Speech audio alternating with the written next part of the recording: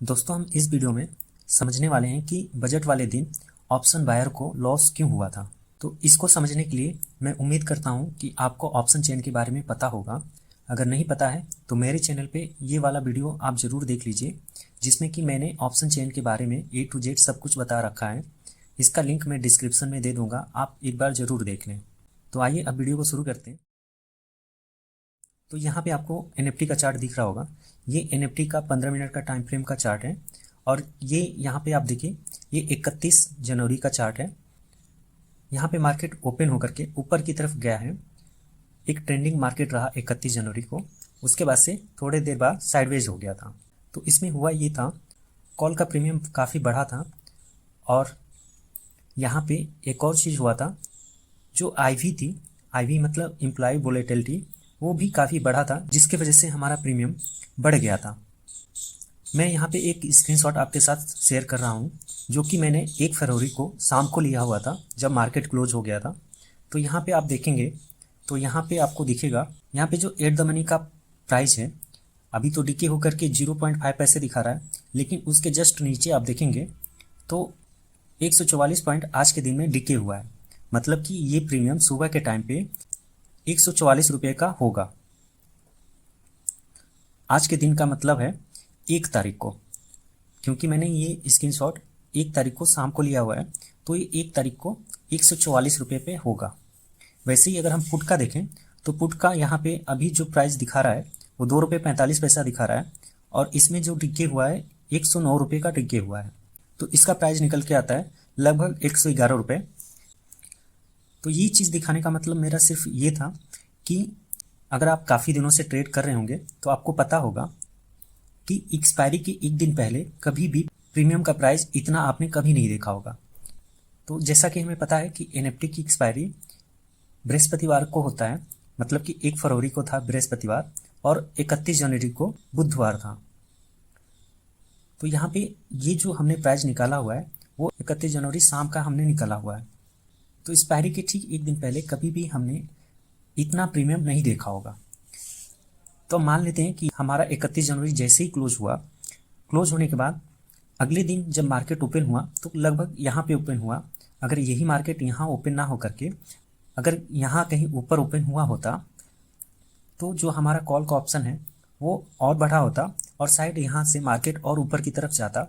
लेकिन option seller को जैसे ही मार्केट दिखा कि मार्केट एक साइडवेज जोन में ओपन हुआ है, ये एक तरह से एक रेजिस्टेंस था। मैं रेजिस्टेंस आपको दिखाता हूँ।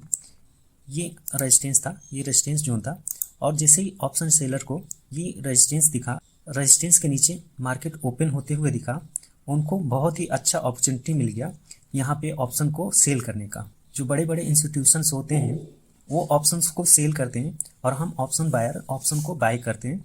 तो उनको जैसे ही यहाँ पे मार्केट साइडवेज जोन में ओपन होते हुए दिखा, उन्होंने यहाँ पे अपने पोजीशंस को बढ़ाया और यहाँ पे और ऑप्शंस को सेल किया।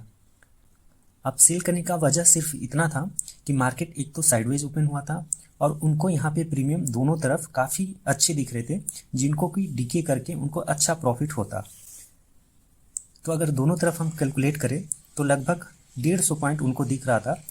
तो उन्होंने पूरे दिन मार्केट को साइडवेज रखा और आपने देखा होगा कि जहाँ पे भी आप पोजीशन बना रहे होंगे तो मार्केट ऊपर की तरफ जा रही होगी, लेकिन हमें प्रॉफिट नहीं हो रहा होगा। उसका सिर्फ एक ही वजह था कि उस दिन एक्सपायरी थी और हमारा प्रीमियम ऑलरेडी काफ़ी बढ़ा हुआ था। इस वजह से हमें वहाँ पे प्रीमियम बढ़ते हुए नहीं दिख रहा था। अगर आप ऑप्शन बायर हो तो मैं सजेस्ट करूँगा कि आप कभी भी अगर आप ट्रेड करते हो तो स्पॉट के चार्ट के साथ साथ आप ऑप्शन के चार्ट को भी देखें, ताकि आपको पता चल सके कि एक्चुअली हो क्या रहा है ऑप्शन के चार्ट पे। अगर यहाँ NFT के चार्ट पे बढ़ता हुआ दिख रहा हो कि NFT का प्राइस बढ़ रहा है, बट अगर आपको ऑप्शन के चार्ट पे वहाँ पे प्रीमियम घटता हुआ दिखे तो आप समझ जाइए कि यहाँ पे ऑप्शन को बाय करना सही नहीं रहेगा। तो यहाँ पे मैं एक और स्क्रीनशॉट आपको शेयर कर रहा हूँ। ये जो स्क्रीनशॉट है ये नेक्स्ट एक्सपायरी का स्क्रीनशॉट है। ये स्क्रीनशॉट मैंने 1 तारीख को शाम को लिया हुआ है। तो यहाँ पे भी आप देखेंगे तो काफ़ी आपको डीके दिखेगा। अगर आप यहाँ पे ATM के प्राइस को देखेंगे तो यहाँ पे आपको दिखेगा कि कॉल ऑप्शन में लगभग 110 रुपये का प्रीमियम डीके हुआ है और वहीं पुट ऑप्शन में 50 पॉइंट का प्रीमियम डीके हुआ है। एक तरह से यहाँ पे ऑप्शन जो सेलर्स हैं वो मार्केट को ले जाना ही नहीं चाहते थे कहीं पे, जिसकी वजह से उनको काफ़ी अच्छा प्रॉफिट हुआ। अगर आप ऑप्शन बायर हो तो आपको तब तक प्रॉफिट नहीं होगा जब तक कि आप ऑप्शन सेलर के माइंडसेट को नहीं समझेंगे। जब आप ऑप्शन सेलर के माइंडसेट को समझने लगेंगे तब आपको यहाँ पे प्रॉफिट बनाना बहुत आसान हो जाएगा।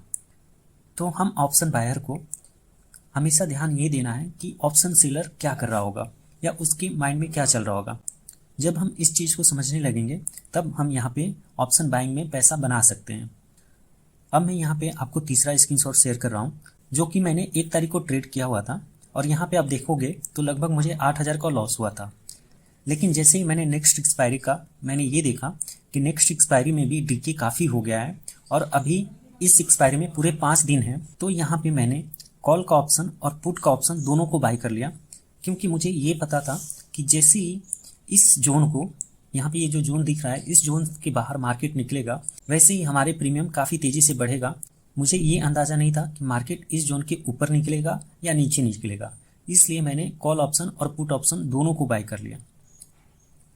और दोनों को बाई करने के बाद यहाँ पे देखिए ये जो 2 फरवरी को मार्केट ओपन हुआ, ओपन होने के बाद जैसे ही ये ऊपर की तरफ गया, मार्केट जैसे ही 2 फरवरी को इस जोन के ऊपर ओपन हुआ, जितने भी ऑप्शन सेलर्स थे वो यहाँ पे निकलने लगे, क्योंकि जो ऑप्शन में डीके होना था वो ऑलरेडी डीके हो गया था।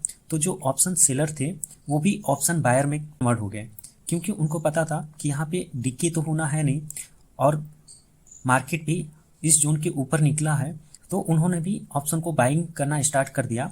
और यहाँ पे देखेंगे तो जो 15 मिनट की कैंडल है ये काफ़ी बड़ी ग्रीन कैंडल बनी। उसके बाद से मार्केट को थोड़ा साइडवेज रखा गया, यहाँ पे उनको प्रीमियम एडजस्ट करना था तो इसलिए यहाँ पे मार्केट साइडवेज रहा और जैसे ही इसका ब्रेकआउट हुआ बहुत तेज़ी से ऊपर की तरफ मार्केट गया और मुझे सिर्फ एक लॉट में लगभग 12,000 का प्रॉफिट हुआ। तो इस तरह से जो मैंने 1 फरवरी को लॉस किया हुआ था वो मेरा अगले दिन ही रिकवर हो गया। सिर्फ मैंने यहाँ पे क्या किया, ऑप्शन सेलर के माइंडसेट को समझा और समझ के मैंने पोजीशन बनाया। तो आप भी इस तरह से ऑप्शन सेलर के माइंडसेट को समझ के और अपनी पोजीशन बना सकते हैं। और जब आप ऑप्शन सेलर के माइंडसेट को समझने लगेंगे, ऑप्शन बाइंग में पैसा बनाने लगेंगे। तो उम्मीद है इस वीडियो से आप जरूर कुछ ना कुछ सीखे होंगे। तो इस वीडियो को लाइक कर दीजिए, अपने दोस्तों के साथ शेयर कर दीजिए। मिलते हैं हम आपसे अगले वीडियो में, तब तक आप अपना और अपने परिवार का ख्याल रखें। जय हिंद।